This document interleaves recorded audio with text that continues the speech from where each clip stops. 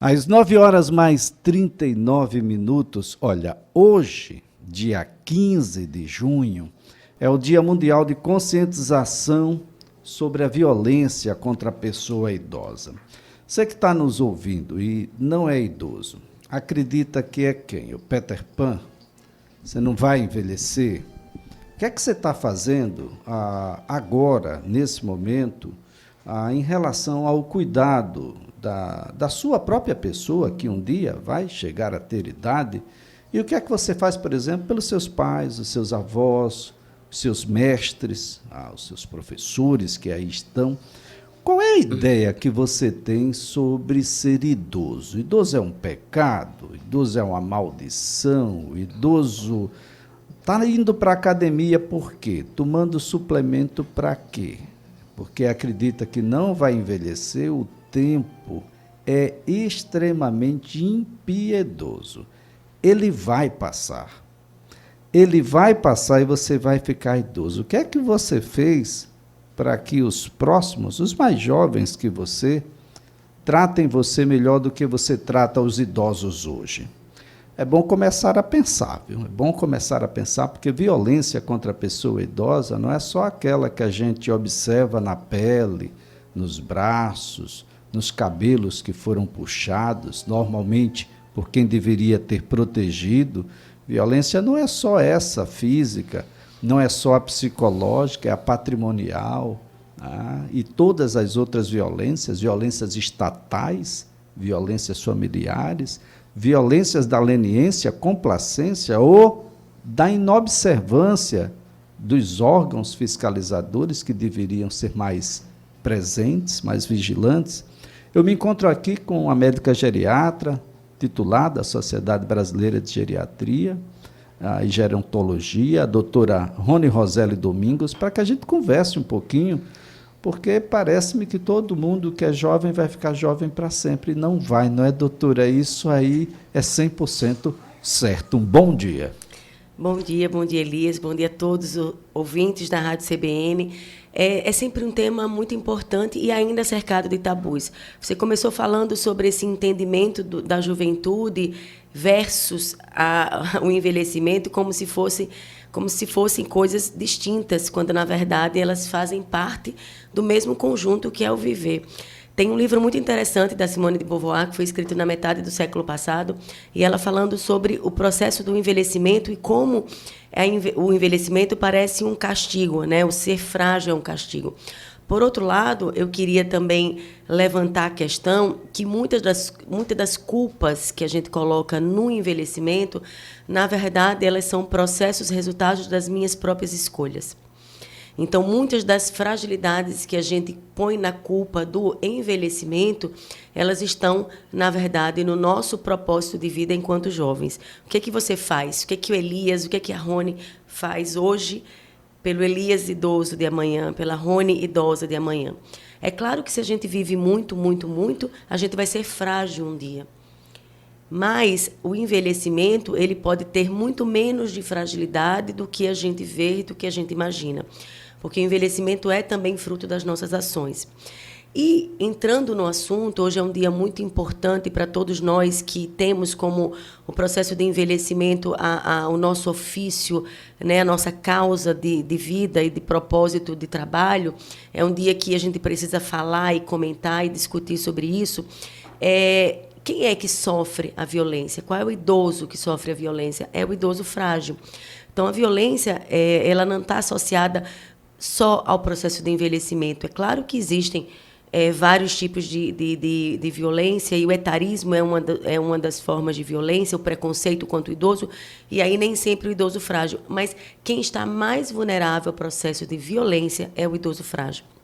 Então, primeiro ponto, a gente separar nesse grupo de envelhecimento aqueles que precisam de um olhar muito atento da sociedade, do Estado, dos vizinhos, meu como profissional de saúde, que é a fragilidade, o idoso frágil, o muito idoso. Então, as estatísticas mostram, o Disque Denúncia, o Disque 100, né, que fala sobre a denúncia do idoso, que aumentou grandemente as denúncias da violência contra o idoso, contra a pessoa idosa em relação ao ano de 2022. Então, é um dia para a gente pensar, para a gente conversar e para a gente criar estratégias para a gente combater algo tão danoso como a violência contra a pessoa idosa. E ela é tão diversa, né? Doutora, a senhora toca em dois conceitos aí que são, primeiro, eles são bastante presentes na sociedade brasileira hoje, eu acho que na sociedade mundial, que é não só o capacitismo, mas o etarismo. E parece-me que, pelo menos sob o ponto de vista de quem os visita com frequência, aparentemente está associado ao outro. E isso é muito ruim, porque dá uma ideia, e o Brasil parece que se especializa nisso, de que a gente tem um tempo útil, um prazo de validade. Depois desse prazo de validade, a gente começa a ser descartado. Então, os grandes mestres, PhDs, por exemplo, da Universidade Federal de Alagoas, que quase que não tem mais espaço para voltar à universidade, como se todo aquele saber fosse deletado. E a gente não encontra mais um espaço, uma academia, por exemplo, que pudesse abrigar essas mentes brilhantes e pudessem focar todo esse conhecimento nessas belas discussões que vai nortear até mesmo caminhos científicos. Eu falo aqui na UFAL porque é a nossa referência maior naquilo que tudo que há de melhor. Sem Universidade Federal de Alagoas, esse estado, meu Deus do céu, se a gente acha que está ruim, as coisas seriam muito, muito piores. Mas quero estender isso por meio daquela que é a nossa instituição mãe, a todas as demais instituições. Isso vale para dentro de casa. Será que seu pai, sua mãe, depois de toda a vivência, não tem mais utilidade nenhuma, como muitos dizem, só para dar trabalho, doutora? Então, são questões muito amplas e discussões muito amplas. O etarismo, ele obviamente não é algo moderno, não é algo novo. Eu acho que a gente está trazendo à luz das questões tão graves que se relacionam ao etarismo. E o etarismo, ele não é cometido só por pessoas ruins, porque nós somos culturalmente etaristas. É aqueles comentários, você não tem roupa para isso. A sua idade não pode ter esse comportamento. Mas nem combina um cabelo assim com uma pessoa da sua idade. Como se comportamentos, cabelo, roupas pudessem ser definidos através da minha idade.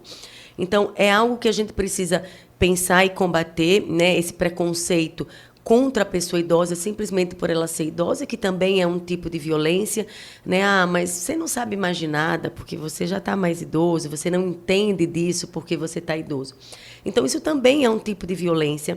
Porém, eu queria abrir um pouco e a gente conversar um pouco também sobre a violência dos mais vulneráveis, porque essa violência do etarismo, ela é sofrida por todo mundo, né? Por todos os idosos, todas as pessoas com mais de 60 anos. E existem muitas pessoas com mais de 60 anos, Elias, que são capazes de se defender, porque elas podem ter voz e a gente pode orientar essas pessoas a ter voz.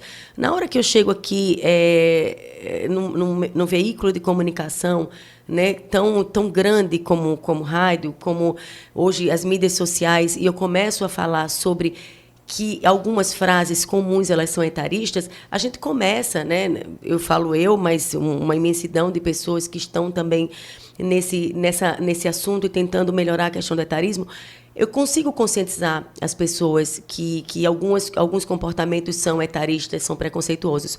Porém, a gente também tem uma gama imensa de pessoas que elas não são capazes de se defender ou não são tão capazes de se defender.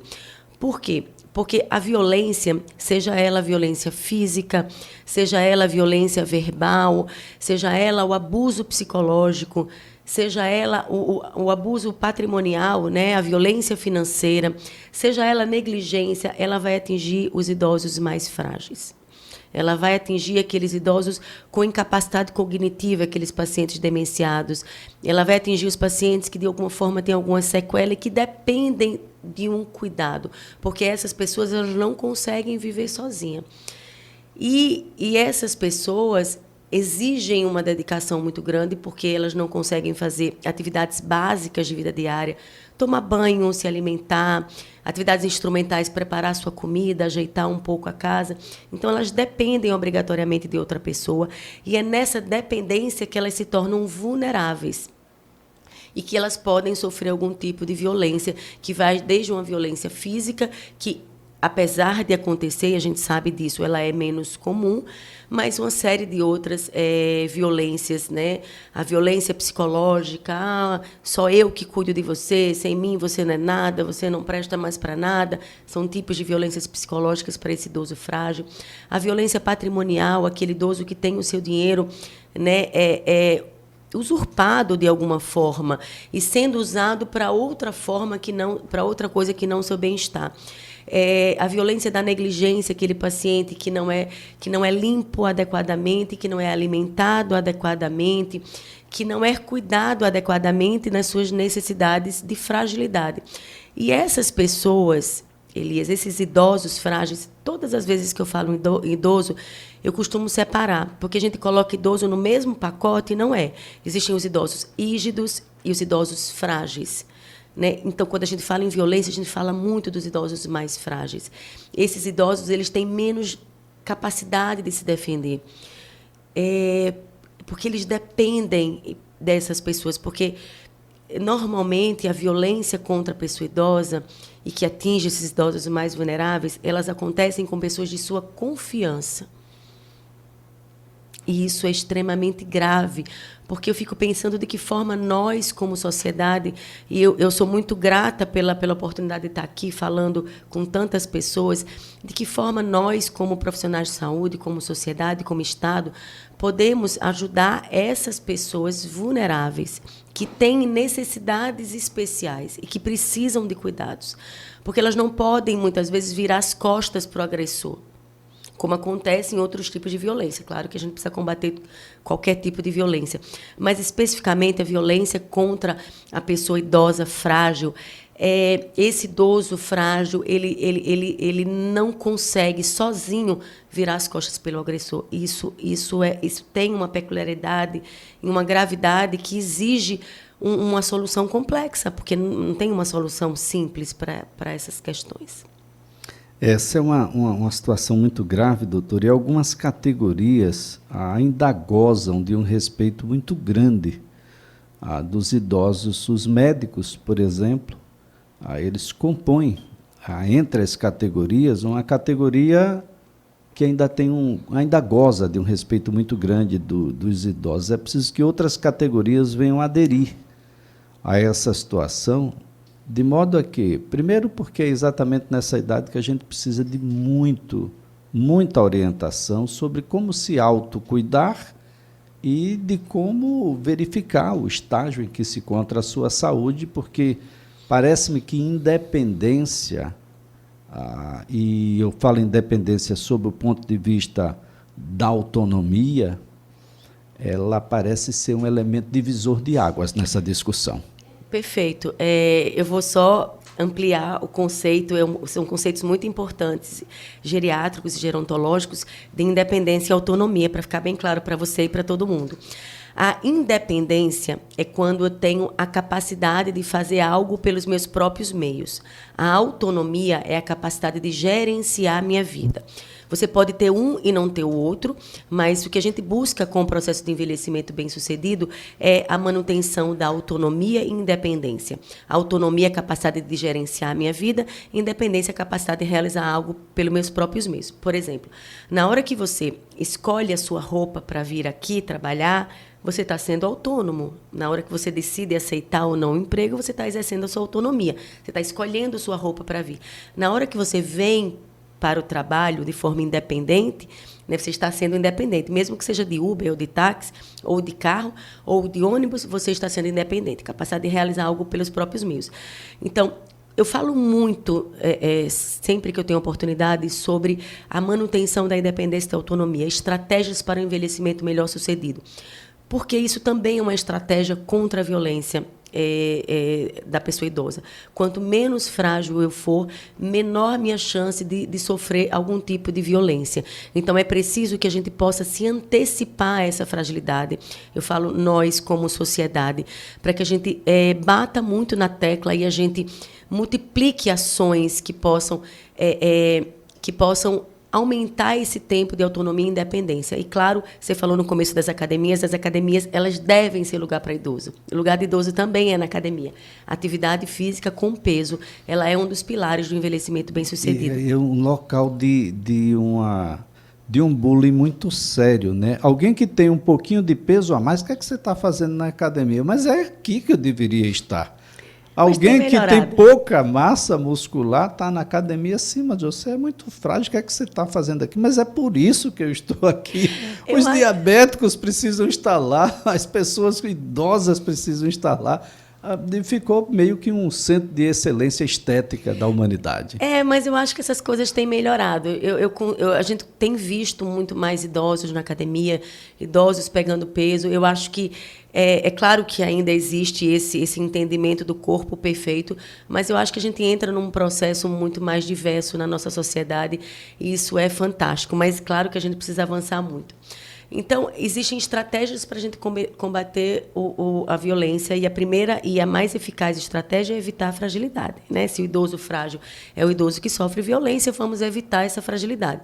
Esse é o primeiro ponto, e o Estado precisa enxergar isso muito mais, né? Precisa ter academias públicas, precisa ter um olhar público muito maior. A cidade, não é, doutora? Né? Precisa começar a cuidar das pessoas um pouco antes.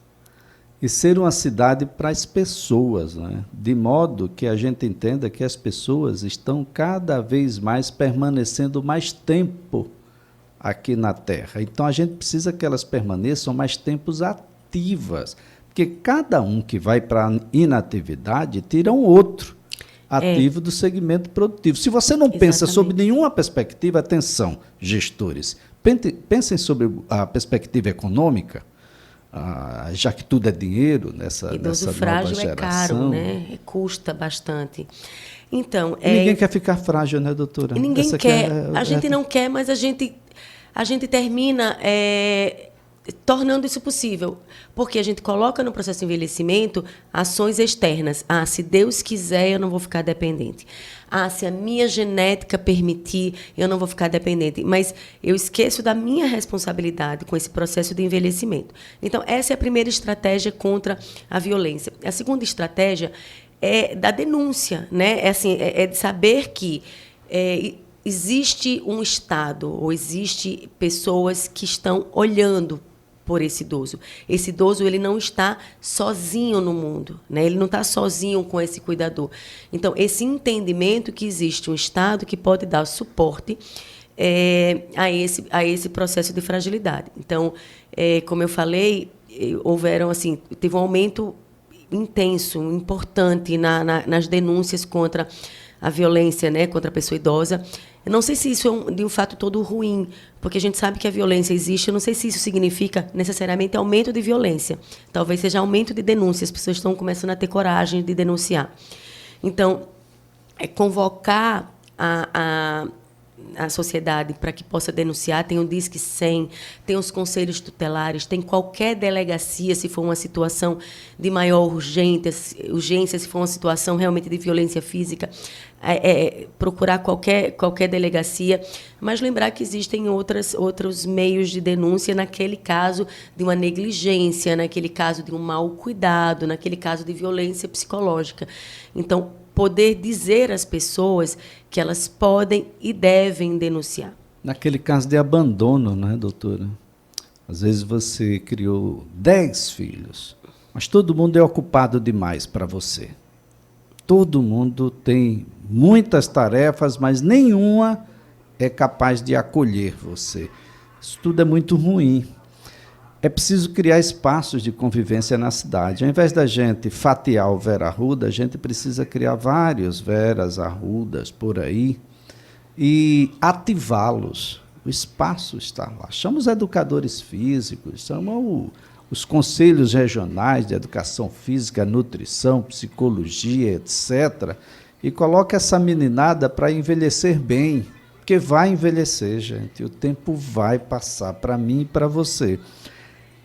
E a gente precisa envelhecer com qualidade. E isso tudo passa por informação, por envolvimento, por estrutura. Ninguém perde nada com isso, doutora. Não, é preciso realmente um entendimento e um esforço. O envelhecimento hoje é um fato e é um privilégio. Envelhecer é um privilégio. Desde que o homem teve consciência da sua finitude, ele tenta viver mais. Então, o que a gente vive hoje não é um produto da nossa geração. Isso é um produto que vem de muito tempo, saneamento básico, vacinas, antibióticos. Então, tem uma série de questões que fizeram com que a gente envelhecesse. Mas eu queria falar também, sabe, de uma questão crucial. Quem apoia esse cuidador? Então, a gente está aqui falando da pessoa que agride. Mas quem apoia? Qual é o vizinho que fala assim, vai descansar um pouquinho que eu vou cuidar do seu pai? Envelhecer é caro, cuidar de alguém é caro e também é muito sofrido. Então, eu convido também a todo mundo que está nos ouvindo, se aquele teu vizinho cuida de um pai, de uma mãe, ajuda. Vai lá também ajudar, oferecer ajuda a ele. Tá certo, doutora. Muito obrigado, doutora. Doutora Rony Roselli, médica geriatra, titular da SBGG. Vem aí o repórter CBN.